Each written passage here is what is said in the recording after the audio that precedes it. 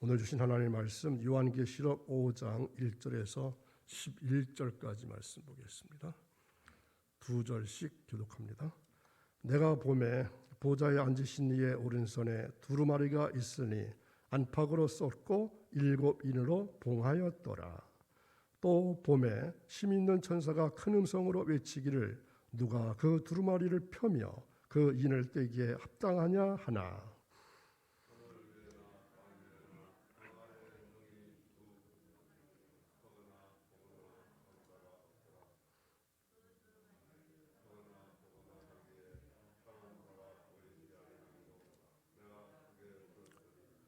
장로 중에 한 사람이 내게 말하되 울지 말라. 유대 지파의 사자 다윗의 뿌리가 이겼으니 그 두루마리와 그 7인을 떼시리라 하더라. 내가 또 보니 보좌와 내 생물과 장로들 사이에 한 어린 양이 서 있는데 일찍이 죽임을 당한 것 같더라. 그에게 7뿔과 7눈이 있으니 이 눈들은 온 땅에 보내심을 받은 하나님의 7영이더라.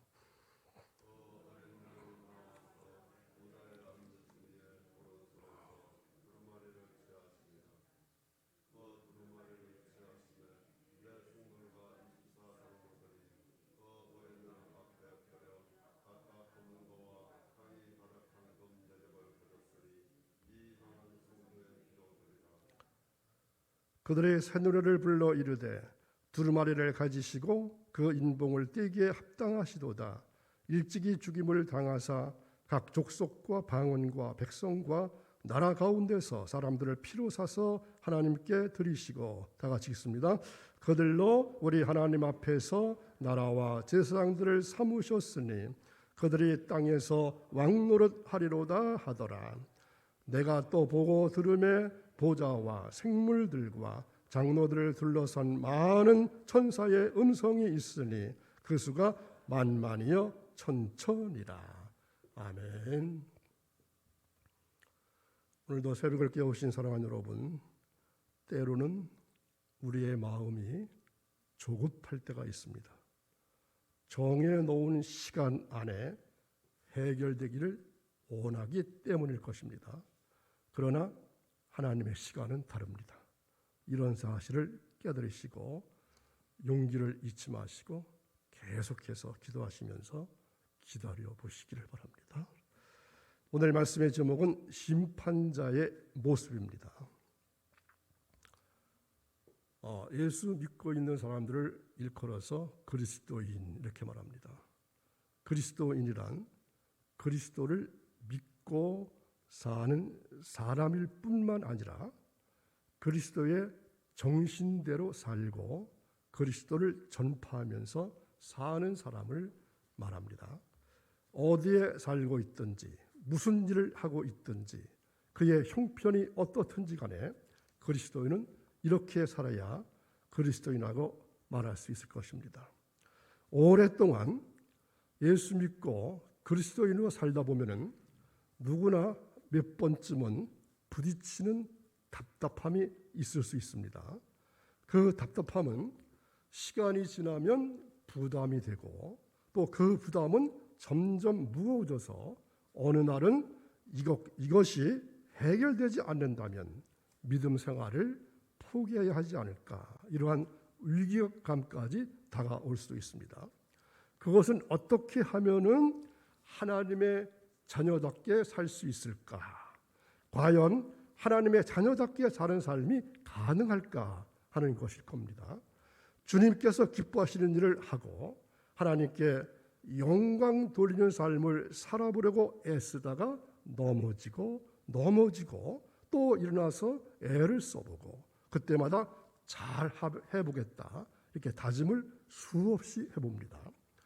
이런 삶을 반복하다 지치면은 내가 이런 삶을 평생 동안 반복하며 살아야 하는 것인가? 그러다가도 세상에 완전한 사람은 없어. 그저 힘껏 최선을 다해서 노력할 뿐이야. 하나님도 아시겠지? 그러면서 자기도 모르게 그런 생활에 익숙해져 버리고 나중에는 이것이 이 땅에서 그리스도인의 정상적인 삶이다 이렇게 체념하면서 살아가게 됩니다. 물론 이때에도 자신의 구원을 의심하진 않습니다. 하나님의 자녀이고 또 천국에 갈 것도 확신하고 예수 그리스도를 나의 주인으로 고백합니다. 나름대로 열심히 경건 생활하면서 은혜에 목말라 하기도 합니다. 겉으로 보면은 문제가 없는 그리스도인의 삶입니다. 그러나 그의 내면에는 기쁨과 만족이 점점 사라져가게 됩니다. 제가 왜 이런 말씀을 드리냐 하면은 우리가 이 시대 속에서 각자가 자신의 직업을 가지고 살아가고 있습니다. 그 직업이 어떤 직업이든지 간에 그 직업 속에서 그리스도인으로 존재한다는 것이 무엇인가를 다시 한번 깊이 깨닫기 위해서 말씀드린 것입니다. 여러분 아시는 것처럼 작년에 인류가 이전에 알지 못하던 바이러스가 나타났습니다. 이번에 나온 바이러스를 노벨 코로나 바이러스 이렇게 말합니다. 노벨이라는 말은 소설이라는 뜻도 있지만 새로운, 뉴라고 하는 뜻도 있습니다. 코로나 바이러스는 사실 이전에도 있었던 겁니다. 그런데 새로운 변종이 등장한 겁니다. 이제 여기에서 인류가 어디로 어떻게 더 발전해 나갈 것인가, 아니면 망하는 길로 가는 것은 아닌가 하면서 여러 가지로 사람들이 고민하고 있습니다. 특히 요즘 이런 바이러스 사태를 보면서 앞으로 인류가 멸망하는 것은 전쟁도 핵폭탄도 아니고 바이러스일 것이다, 이렇게 말하기도 합니다. 그런데 성경은 어떻게 말씀하고 있습니까? 인류는 결코 과학의 발전이나 환경의 파괴로 끝나는 것이 아니라는 겁니다. 성경이 우리에게 가르쳐 주시는 것은 역사의 중심에는 하나님의 구원 계획이 있다는 사실입니다. 하나님의 구원 계획이 성취되기까지 인류 역사는 계속될 겁니다. 이것을 보여주는 말씀이 바로 오늘 우리가 함께 읽은 본문 말씀입니다. 도미티안 황제의 통치 만렵에 기독교 복음으로 말미암아 로마의 유형지인 반모섬으로 유배당한 사도 요한은 어느 주일에 성령이 감동해서 신비하고도 놀라운 환상을 봤다고 했습니다. 그것은 장차 이 땅 위에서 전개될 말세의 사건에 관한 하늘의 계시였습니다.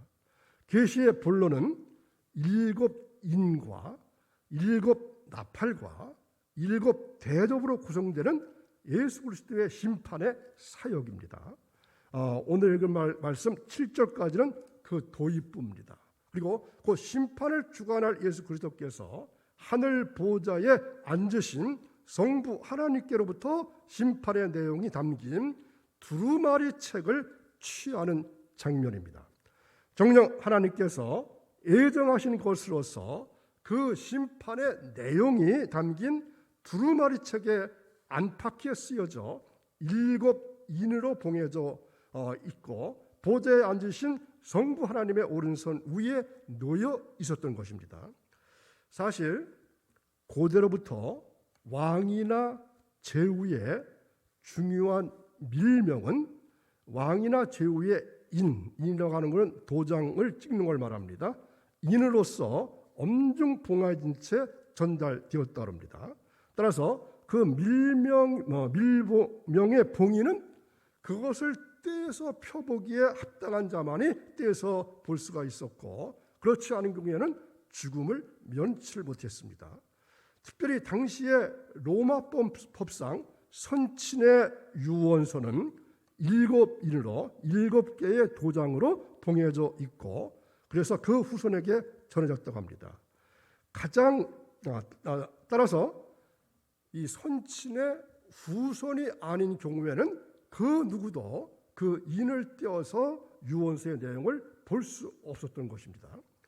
가장 비천한 모습으로 이 땅에 오셨던 예수 그리스도는 세상 마지막 때에는 심판하는 자의 모습으로 나타나십니다. 그러기에 우리들은 새벽마다 어떻게 고백합니까? 사도신경을 외우면서 심판하러 오시리라, 심판하러 오시리라고 하는 사도신경을 외우고 있는 것입니다. 그러므로 그분은 유대 지파의 사자, 곧 다윗의 뿌리가 되시는 분입니다. 자, 5절 다시 한번 보겠습니다. 장로 중에 한 사람이 내게 말하되 울지 말라.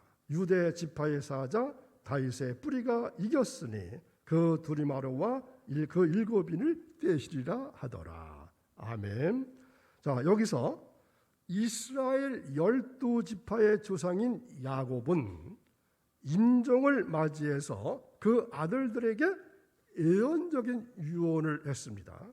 이때의 유다를 향해서 이렇게 예언했죠. 창세기 49장 9절입니다. 유다는 사자 새끼로다. 내 아들아, 너는 움킨 것을 찢고 올라갔도다. 그가 엎드리고 웅크림이 수사자 같고 암사자 같으니 누가 그를 범할 수 있으리라. 아멘. 자, 여기서 사자는 무짐승을 통솔하는 백수의 왕입니다. 곧 유다 지파에서 왕권이 나오리라 하는 예언이었습니다. 이 같은 예언은 유다 지파 소속인 다윗의 왕조가 들어섬으로 해서 실제로 이스라엘 역사 속에서 1차적으로 성취되었습니다. 그러나 이 예언의 궁극적인 성취는 다윗의 뿌리를 쫓아서 만 백성의 왕으로 오신 메시아 예수 그리스도로 말미암아 온전히 성취되었습니다.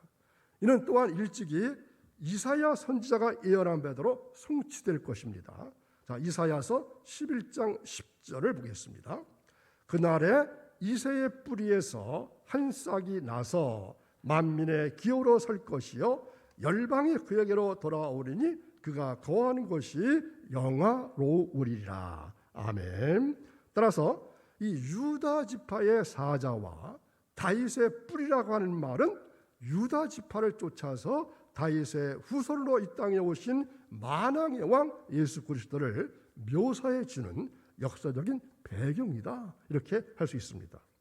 그러므로 한 장로가 일러준 7인을 떼고 책을 펼자는 바로 유다 지파의 다윗 계통을 쫓아서 육신의 몸으로서 이 땅에 오신 메시아 곧 예수 그리스도를 말합니다.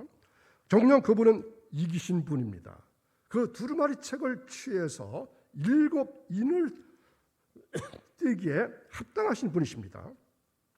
보좌에 앉으신 이에 오른손에 책이 있는데 7인으로 봉해져서 하늘 위에나 땅에 인을 뗄 능력과 권세를 가진 자가 없으니까 하나님의 비밀을 알 수도 없고 또 계시의 약속이 될 수도 없기 때문에 세상은 요한처럼 탄식할 수밖에 없습니다.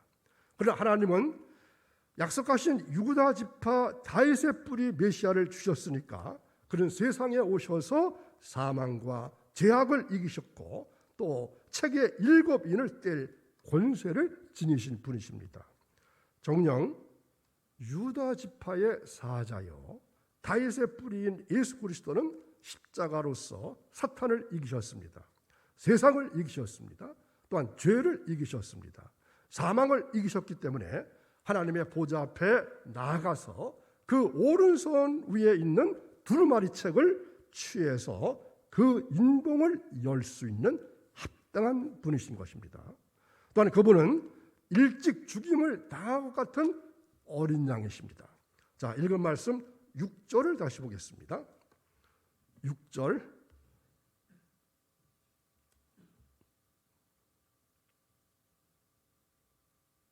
내가 또 보니 보좌와 내 생물과 장로들 사이에 한 어린 양이 서 있는데 일찍이 죽임을 당한 것 같더라. 그에게 7뿔과 7눈이 있으니 이 눈들은 온 땅에 보내심을 받은 하나님의 7영이더라. 아멘. 장로들이 바란 다윗의 뿌리는 어린 양의 모습인데 세상 죄를 지고 가시는 어린 양이십니다. 일찍 죽임을 당해서 연약해 보이지만 보좌에 앉으신 이의 오른손에서 책을 취하시고 인봉을 떼기에 합당하신 분이십니다. 오늘날 우리 성도들도 사자여 어린 양이시며 사자이신 예수 그리스도를 믿어야 합니다. 곧 예수 그리스도는 사탄의 권세를 깨트리는 사자 같은 분인과 동시에 택한 백성을 위해서는 도살장의 양처럼 아주 유순한 분임을 아셔야 합니다. 불신 유대인들은 왕으로 오시는 사자 같은 메시아만을 기대했기 때문에 정작 베들레헴 마구간에서 어린 양으로 오신 예수님을 알아보질 못했습니다. 우리에게 정말 중요한 것은 성령님의 역사가 우리 삶 속에 나타나는 것입니다. 그런데 말씀을 붙들고 그리스도를 신뢰하면서 기도하는 사람에게 바로 그러한 성령의 역사가 나타나고 능력을 체험하게 될 것입니다. 그리고 그 능력으로 우리 자신뿐만 아니라 주님께서 원하시는 저 수많은 사람들이 주님께로 돌아오는 역사가 우리를 통해서 일어나게 되는 것입니다. 바로 이러한 역사가 우리 삶 속에 또 우리 교회 안에 충만하기를 주님의 이름으로 축원합니다. 기도하겠습니다. 거룩하신 하나님 아버지, 가장 비천한 모습으로 이 땅에 오셨던 주님을 찬양합니다. 또한 세상 마지막 때에는 심판하는 자의 모습으로 오실 주님을 믿습니다. 이러한 사실을 우리가 믿고 기다립니다. 하나님 아버지, 우리 교회 전 교인이 충성스러운 일꾼 되기를 원합니다. 성도들 가정마다 모범적인 가정 되게 하시고 자녀들의 앞날과 길을 보호해 주시고 인도해 주셔서 저들이 다 형통한 삶을 살 수 있도록 도와주옵소서. 저희들 하여금 하나님의 사랑받는 종들이 다 되게 하시기를 원합니다. 그리고 헌신적인 신앙의 사람 만들어 주옵소서. 그래야 하나님께는 영광을 돌리게 하시고 우리 교회는 부흥되게 하시고 저희들 가정은 성도의 가정으로 부족이 없게 하시고 저희 자신은 온전한 신앙인으로 우뚝 설 수 있는 믿음의 사람 만들어 주옵소서. 오늘도 주님과 동행하는 임마누엘의 축복된 삶을 살기를 원하며 예수님의 이름으로 기도하옵나이다. 아멘.